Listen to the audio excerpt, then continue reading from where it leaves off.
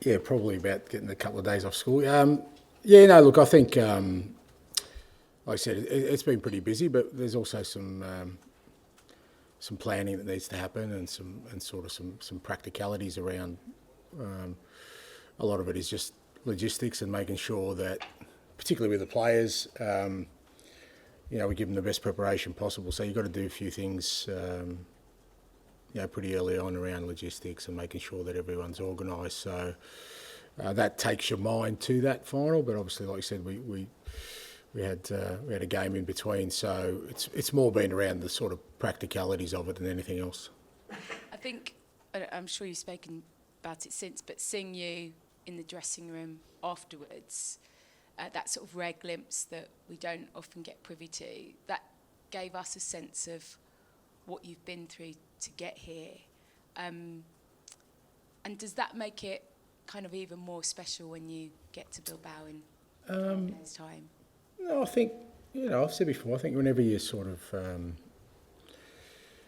irrespective of the circumstances, when you get to such a significant moment, I think there's always, an understanding of both on a personal level, but more importantly as a group, what we've had to overcome to get there. And I think every team's got their own story, and in those kind of moments, it's the emotion of it and how you've overcome the odds to get to where you are.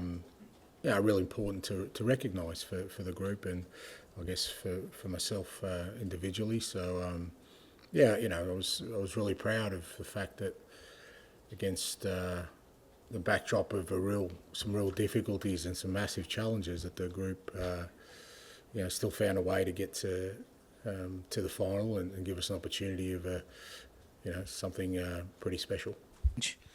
Before the last final in Europe, the Champions League final in 2019, the Spurs players were walking on hot coals and breaking arrows against their throat as part of the preparation. What are your plans? Any time for anything injuries, like mate. We've got enough injuries. I'm putting them in cotton wool for the next 10 days. Anything seriously with the way things have gone with us this year, any extracurricular activities are going to be at a minimum. I don't know if you were watching training today. We had Reggie tackle Brennan and they were on the same team. So goes to show how we're going. Can you, while we're on that sort of thing, check up on Sonny and how you see this for him and also with the sort of emotional factor that he's been here for a long time and not won anything.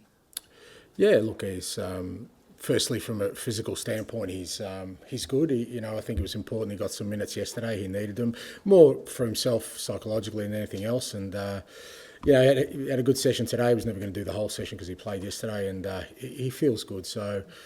We've still got sort of 8 or 9 days to go and a game on Friday where we can build him up, and great to have him available. Like you said, he's been a big catalyst this year and a big driver of, he understands probably better than most what a trophy would mean for this football club and for him personally, because he's had an unbelievable career here in which he's done just about everything, but the key bit, that silverware that every player craves for, he knows how important it is for the club, but also for how significant it will be for him personally. So, the fact that he's back and available is good. It seems to be how our season's gone, and,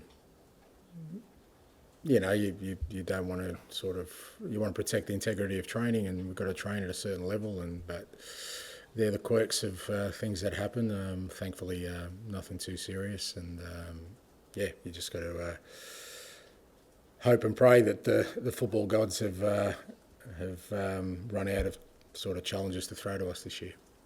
Football gods, Decky, how's he looking? Yeah, we'll see. He was a bit sore this morning with his knee, but like I said, it looks like a knock at this stage. But we're going to let it settle for sort of 24 hours and then assess it. But the initial thing was it's more of a knock than anything more significant.